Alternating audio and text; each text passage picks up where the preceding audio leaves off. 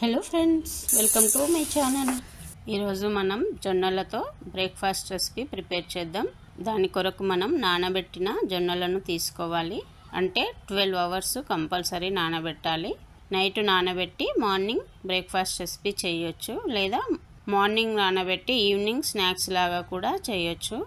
నేను already night నానబెట్టిన జొన్నలను తీసుకుంటున్నా, అంటే 12 అవర్స్ కంటే ఎక్కువ నానబెట్టిన.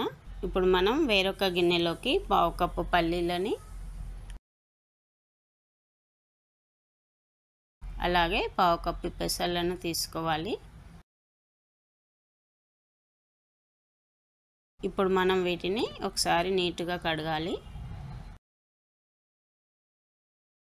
ఇప్పుడు నేను తీసుకున్న ఈ క్వాంటిటీ 4 మెంబర్స్కి అయితే సరిపోతుంది. మీరు ఇంకాస్త ఎక్కువ కావాలనుకుంటే 1/2 కప్పు పెసలు, 1/2 కప్పు పల్లీలు యాడ్ చేయొచ్చు. అంటే 1 కప్పు జొన్నలకి 1/2 కప్పు వరకు పల్లీలని, 1/2 కప్పు పెసల వరకు తీసుకోవచ్చు. నా క్వాంటిటీ తక్కువ కావాలి కాబట్టి నేను 1/2 కప్పు పల్లీలు, 1/2 కప్పు పెసలను మాత్రమే తీసుకున్నా. ఈ విధంగా కడిగిన తర్వాత మనం నానబెట్టిన జొన్నలని, అలాగే పెసలని, పల్లీలని ప్రెషర్ కుక్కర్లోకి తీసుకోవాలి. ఇప్పుడు వీటికి 2 కప్స్ వాటర్ యాడ్ చేయాలి.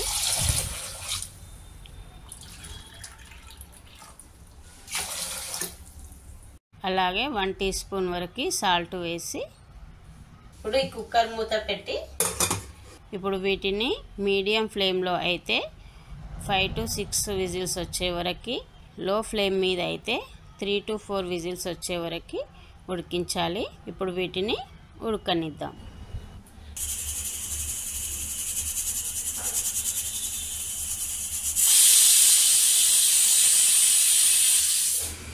ఇప్పుడు 5 విజిల్స్ అయిపోయినాయి. ఇప్పుడు ప్రెషర్ మొత్తం తీసి ఓపెన్ చేద్దాం. ఎలా ఉడికింది చూద్దాం. ఇప్పుడు ఇవి ఉడికినాయా లేదా చూద్దాం.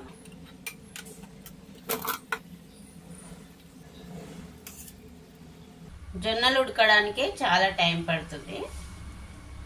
ఇప్పుడు ఉడికినాయి. ఇప్పుడు మనం వీటికి తాలింపు వేసి సర్వ్ చేసుకుంటే సరిపోతుంది. స్టవ్ పైన ఒక కడాయి పెట్టుకొని అది వేడెక్కాక 2 టేబుల్ స్పూన్స్ వరకు ఆయిల్ వేసుకోవాలి. 1/2 టీ స్పూన్ వరకు జీలకర్ర, 1/2 టీ స్పూన్ ఆవాలు, ఇలా సన్నగా కట్ చేసిన గ్రీన్ చిల్లీస్ వేయాలి. 4 to 5 గ్రీన్ చిల్లీస్ తీసుకున్నా. అలాగే ఈ విధంగా సన్నగా కట్ చేసిన ఆనియన్ ముక్కలను వేయాలి. 2 మీడియం సైజ్ ఆనియన్స్ అయితే సరిపోతుంది. 2 ఆనియన్స్. ఇప్పుడు కొద్దిగా పసుపు వేయండి, 1/2 టీ స్పూన్ వరకు. ఇది కొద్దిగా కలర్ చేంజ్ అయ్యే వరకు ఆయిల్లో వేయించాలి. అలాగే 1/2 టీ స్పూన్ వరకు జింజర్ గార్లిక్ పేస్ట్ వేసుకోవాలి. మీకు జింజర్ గార్లిక్ పేస్ట్ ఇష్టం లేకుంటే ఓన్లీ అల్లం ముక్కలని వేయాలి. 2 ఇంచెస్ అల్లంని చిన్న చిన్న ముక్కలుగా కట్ చేసి వేయాలి. అలాగే కొద్దిగా కరివేపాకు, ఇవన్నీ వేసి కొద్దిగా కలర్ చేంజ్ అయ్యే వరకు ఉడకనివ్వాలి. ఇప్పుడు మనం ఉడికించిన వీటిని ఇందులో వేసి కలపాలి. మనం ఇంతకుముందు 1 టీ స్పూన్ సాల్ట్ వేసినాము ఉడికించేటప్పుడు. ఇప్పుడు ఇంకొక 1/2 టీ స్పూన్ సాల్ట్ వేయండి. అలాగే కొద్దిగా కొత్తిమీర వేసి ఒకసారి కలపండి.